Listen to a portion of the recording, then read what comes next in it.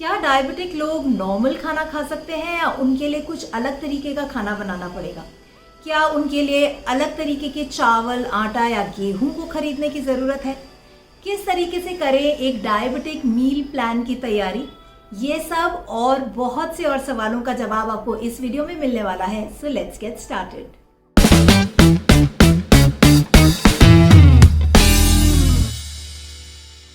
आज का video diabetes series का सेकंड वीडियो है। पहले वीडियो में मैंने डिटेल में बात की थी कि डायबिटीज क्या होता है, क्या ये रिवर्सिबल है कि नहीं, वहीं डायबिटीज में हमारे बॉडी में क्या क्या चेंजेस हो रहे होते हैं और वो कौन से लाइफस्टाइल मॉडिफिकेशंस हैं जिनका इस्तेमाल करते हुए हम अपने डायबिटीज को रिवर्स करते हुए रेमिशन में ले जा सकते हैं। जी हाँ, डायबिटीज फुल्ली रिवर्सिबल है। अगर आपने ये वीडियो नहीं देखा है तो आप ऊपर दिए हुए लिंक पे जाके ये वीडियो देख सकते हैं। आज के वीडियो में हम बात करने वाले हैं किस प्रकार से हम डायबिटीज पेशेंट के मेन्यू को प्लान कर सकते हैं, मील्स को प्लान कर सकते हैं और मदद कर सकते हैं डायबिटीज रिवर्सल में। ये बात तो हम मानेंगे कि the right food can be your best medicine while wrong foods will serve to be the poison in your life, right? तो सिर्फ डायबिटिक्स के लिए ही क्यों, ये बात तो सभी पे एप्लीकेबल है। अगर आप माइंडफुली अपनी फूड चॉइसेस नहीं कर रहे हैं, इन्फॉर्म्ड होकर हेल्थ चॉइसेस नहीं ले रहे हैं, तो जायज़ सी बात है कि आप हेल्थ से इल हेल्थ यानी कि डिजीज़ेस की तरफ बढ़ रहे हैं। पर क्योंकि आज के वीडियो में हम फोकस कर रहे हैं डायबिटीज़ के ऊपर, इसलिए आज हम फैक्टर्स पे बात करेंगे जिस पर निर्धारित करते हुए हमें डायबिटीज़ के मील प्लान को समझने की ज़रूरत है। वो 3 फाउंडेशन पैरामीटर्स जिस पे बेस करके हमें डायबिटीज़ मील प्लान तैयार करना चाहिए वो हैं, नंबर 1, ब्लड शुगर स्पाइक्स, यानी कि वो क्या खाने हैं जो एकदम से हमारे बॉडी में जाके ब्लड शुगर को स्पाइक करने की क्षमता रखते हैं, वो हमें ध्यान में रखने हैं। नंबर 2, इंसुलिन रेजिस्टेंस, क्योंकि बॉडी में इंसुलिन रेजिस्टेंस हो रहा है तो कोई ऐसे फूड चॉइसेस हमें अवॉइड करने चाहिए जो उस इंसुलिन रेजिस्टेंस की तरफ और कंट्रीब्यूट करेंगे, बल्कि हमें ऐसे फूड चॉइसेस इस्तेमाल करने चाहिए जो हमें इंसुलिन सेंसिटिविटी के तरफ ले जाएंगे, यानी इंसुलिन को सेंसिटाइज करेंगे। वहीं नंबर 3, इन्फ्लेमेशन को घटाने वाले फूड चॉइसेस को हमें अपने मेन्यूज़ में अपनाना है। क्योंकि डायबिटीज़ एक इन्फ्लेमेटरी डिसऑर्डर है और बहुत ज़्यादा ज़रूरी है कि हम इस रूट कॉज को अटेंड करते हुए अपने मील प्लान्स को केयरफुली डिज़ाइन करें। जब हम फर्स्ट वेरिएबल यानी कि ब्लड शुगर स्पाइक के बारे में बात करते हैं तो उसके नीचे मैं 3 सब टॉपिक्स पे बात करने वाली हूँ, सब हेडिंग्स पे बात करने वाली हूँ। उसमें सबसे पहले है द चॉइस ऑफ कार्बोहाइड्रेट्स, यानी कि हमें किस प्रकार के कार्बोहाइड्रेट्स को इस्तेमाल करना चाहिए। नंबर 2 है फूड कॉम्बिनेशंस, यानी कि हम किस प्रकार से फूड को कंबाइन कर सकते हैं अपने थाली में कि हमारा जो ब्लड शुगर है वो स्पाइक ना करे। And number 3 is the quantity, यानी कि portion size. Carbohydrates, proteins, fat, vitamin, minerals, fibre and water सब मिलकर बनाते हैं एक balance diet. Balance diet has stood the test of time. अक्सर बात घूम फिर के बैलेंस डाइट पर आ जाती है और आजकल के दौर पे तो और भी ज़्यादा, जहाँ इतने सारे डाइट ट्रेंड्स हैं, low carb, high fat keto diet, एक हमेशा का पॉपुलर ट्रेंड जो चलता है कि हाई प्रोटीन हमें खाना चाहिए, उन सभी पे वापस हम हमेशा आ जाते हैं बैलेंस डाइट पे, क्योंकि वो अपने आप में संपूर्ण पौष्टिक आहार है और हमारी बॉडी की तमाम नीड्स को ब्यूटिफुली मीट भी करने में सक्षम है। तो ये समझना है कि हमारे बैलेंस्ड डाइट में जो कार्बोहाइड्रेट्स हैं उनका सबसे ज़्यादा योगदान होता है हमारे ब्लड शुगर्स को इंक्रीज़ करने में। पर मैंने यहाँ एक बार भी ये नहीं कहा है कि आपको कार्बोहाइड्रेट्स नहीं खाने चाहिए, बिकॉज ये सिर्फ सरफेस है।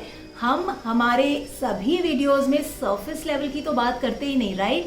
मेरे जितने फॉलोअर्स हैं वो अच्छे से जानते हैं कि मेरे सारे वीडियोस बहुत ज़्यादा इन डेप्थ में होते हैं ताकि आप अच्छे से जो फाउंडेशन है वो समझ पाएँ, रूट कॉजेज़ डिजीज़ की समझ पाएँ, and you don't become the ready customers to all diet trends and fad diets, isn't it? तो कार्बोहाइड्रेट्स जो हैं वो 2 तरीके के होते हैं, complex carbohydrates and refined carbohydrates, यानी कि प्रोसेस्ड कार्बोहाइड्रेट्स। समझने वाली बात यह है कि कार्बोहाइड्रेट्स हमारी बैलेंस्ड मील का एक बहुत ही इम्पॉर्टेंट न्यूट्रिएंट है। They are the chief energy providers in our balanced diet और इसीलिए उनको अवॉइड करना एक बहुत बड़ी गलती है, यानी कि अपने पैर पे खुद कुल्हाड़ी मारना। क्योंकि जब आप कार्बोहाइड्रेट्स का इस्तेमाल नहीं करते तो बॉडी की जो बेसिक एनर्जी की रिक्वायरमेंट है वो बॉडी प्रोटीन या फैट से मीट करने की कोशिश करती है। यानी कि आपके जो इतने एक्सपेंसिव और इतने हाई एंड प्रोटीन्स जिनको आप अपने मेन्यूज़ में डाल रहे हैं, वो अपना काम ना करते हुए एनर्जी प्रोवाइडिंग का काम करने लगते हैं, राइट, जो कि एक नॉर्मल बनाना या एक चपाती भी कर सकता है।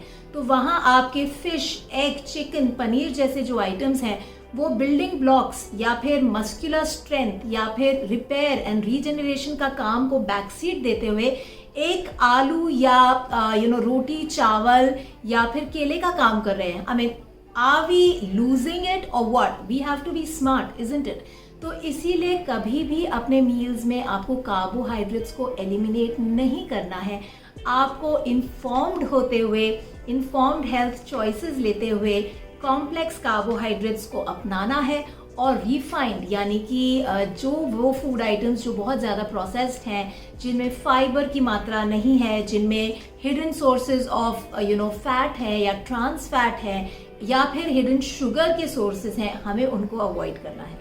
कॉम्प्लेक्स कार्बोहाइड्रेट्स हमें मिलते हैं whole grains, starchy vegetables, lentils, beans and fruit से, राइट। इनमें नेचुरल फाइबर की मात्रा अच्छी होती है। तो जब भी हम कॉम्प्लेक्स कार्बोहाइड्रेट्स को अपने मील का हिस्सा बनाते हैं तो ये हमारे ब्लड शुगर में यानी कि ग्लूकोज में धीरे धीरे कन्वर्ट होते हैं, एकदम से बॉडी में जाके शुगर को रिलीज नहीं करते। क्यों? क्योंकि इनमें फाइबर की मात्रा अच्छी होती है। नाउ वहीं दूसरी तरफ जो रिफाइंड कार्बोहाइड्रेट्स हैं, they are devoid of fibre, right. उनमें फाइबर हट गया है, उनको प्रोसेस कर दिया गया है, फाइबर हटा के आटे से मैदा बना दिया गया है, मैदा से और प्रोसेस करके उसको बिस्किट, नमकीन, bhujia, ready to eat cereals, breakfast cereals का फॉर्म दे दिया गया है, क्विक स्नैक्स का फॉर्म दे दिया गया है, जो ना सिर्फ फाइबर में कम है बल्कि उसी के साथ साथ उसके टेस्ट को एनहांस करने के लिए उसमें चीनी डाली गई है, उसमें तमाम तरीके के प्रेजर्वेटिव्स, केमिकल्स डाले गए हैं, उसमें सोडियम डाला गया है शेल्फ लाइफ को इम्प्रूव करने के लिए। और एक डायबिटिक के लिए प्रोसेस्ड पैकेज्ड फूड एक तरीके का पॉइजन है। क्यों? क्योंकि एक तो ये सोर्स बनता है हिडन शुगर का, वहीं दूसरी तरफ इसमें सोडियम की मात्रा बहुत ज़्यादा होती है और डायबिटिक लोग जो हैं एट अ हायर रिस्क होते हैं हार्ट रिलेटेड डिसऑर्डर्स के लिए। सो इसीलिए ये जो एक्सेस अमाउंट में प्रेजर्वेटिव्स हैं या सोडियम है या सॉल्ट है, ये रिस्क बढ़ा देता है ब्लड प्रेशर को हाई करने का, जो कि ऑटोमेटिकली हमारे हार्ट कंडीशंस को डिस्टर्ब करता है और हमें हार्ट रिलेटेड डिसऑर्डर्स के रिस्क की तरफ ले जाता है। इसीलिए हमें ज़्यादा से ज़्यादा कॉम्प्लेक्स कार्बोहाइड्रेट्स का इस्तेमाल करना चाहिए और अपने मेन्यूज़ में से clearly processed, packaged, ultra processed जो हमारे रिफाइंड कार्बोहाइड्रेट्स हैं उनको हटा देना चाहिए। तो अब जब हम complex carbohydrates versus refined, process, ultra process carbohydrates के बीच का डिफरेंस समझ चुके हैं, so let's move on to the next point of food combination.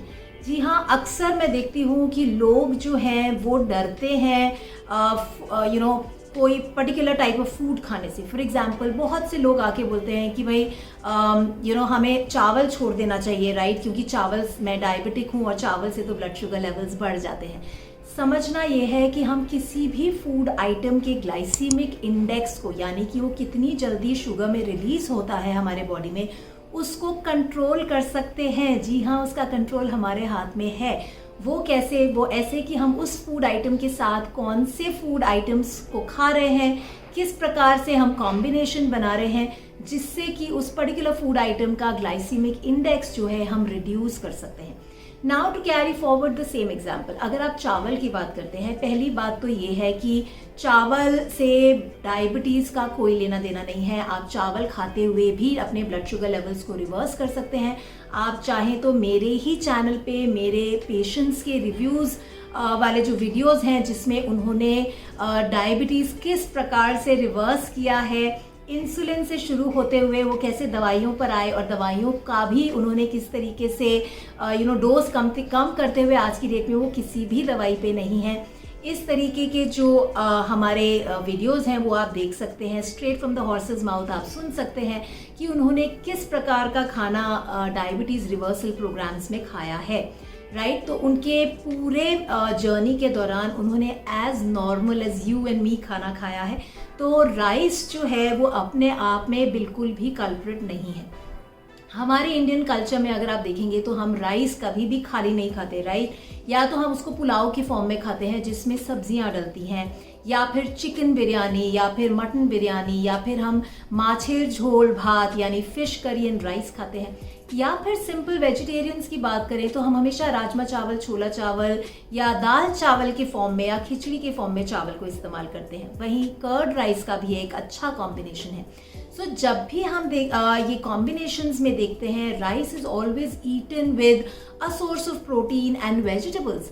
सो जब भी आप अपने मेन्यूज में प्रोटीन एंड वेजिटेबल्स को इंक्लूड करते हुए अपने कार्बोहाइड्रेट्स को खाते हैं, फिर चाहे वो रोटी हो, चाहे वो पूरी हो, चाहे वो चावल हो, या फिर कोई भी और कोई सीरियल हो, मिलेट्स हो, आप ऑटोमेटिकली उस मील के ग्लाइसेमिक लोड को कम कर देते हैं। उसका कन्वर्जन इनटू शुगर स्लो हो जाता है, वो आपके बॉडी में ब्लड शुगर को स्पाइक नहीं करता। सो ये पूरी फ्लेक्सिबिलिटी आपके हाथ में है कि आप किस तरीके से अपने फूड के कॉम्बिनेशंस बना रहे हैं, जिससे कि आपकी ये जो मील है उसका ग्लाइसेमिक लोड कम हो रहा है और आपके ब्लड शुगर स्पाइक नहीं कर रहे। नंबर 3 पॉइंट है हमारा पोर्शन साइज यानी कि क्वांटिटी। ये बात मैंने बहुत ही क्लैरिटी से हमारे डायबिटीज के पहले वाले वीडियो में भी की थी कि the quantity of food that we eat is directly proportional to the blood sugar released in the body. यानी कि आपके बॉडी में वो फूड जो कन्वर्ट हो रहा है ब्लड शुगर में, उसका लोड जो है डायरेक्टली आपके फूड की क्वांटिटी से रिलेटेड है। तो अगर आप फास्टिंग एंड फीस्टिंग कर रहे हैं, यानी कि बहुत लंबे लंबे समय तक आप भूखे हैं और फिर जब आपको बहुत ज़ोर से भूख लगती है आप बहुत सारा खाना एक ही टाइम पे खा जाते हैं, तो जायज़ सी बात है कि आपके ब्लड शुगर लेवल्स बढ़ेंगे। तो इसीलिए आपको कोशिश ये करनी है कि आप कोई भी खाना खा रहे हैं, आप कॉम्प्लेक्स कार्बोहाइड्रेट्स बेहतर कॉम्बिनेशन में कंबाइन करते हुए भी अगर मेन्यू बना रहे हैं, तो भी आपको रेगुलेटेड पोर्शन में खाना खाना है। तो आपको मेरा आज का वीडियो कैसा लगा, जहां मैंने आपको फॉर्मूला ही बता दिया है किस तरीके से आप अपने डाइट को प्लान कर सकते हैं और हेल्दी सुपर टेस्टी मील्स खाते हुए आप अपने ब्लड शुगर लेवल्स को धीरे धीरे कम करते हुए अपने डायबिटीज को रेमिशन में ले जा सकते हैं। Isn't that wonderful? So now you have the knowledge, you have the control and you have the ability to reverse your own diabetes. अगर आपके कोई भी सवाल हैं तो नीचे कमेंट्स में लिखकर आप अपने सवाल मुझसे पूछ सकते हैं। I'll be more than happy to attend to you. I'll see you next week. Don't forget to watch the video on inflammation. Till then, you take care, eat well, live well and be healthy.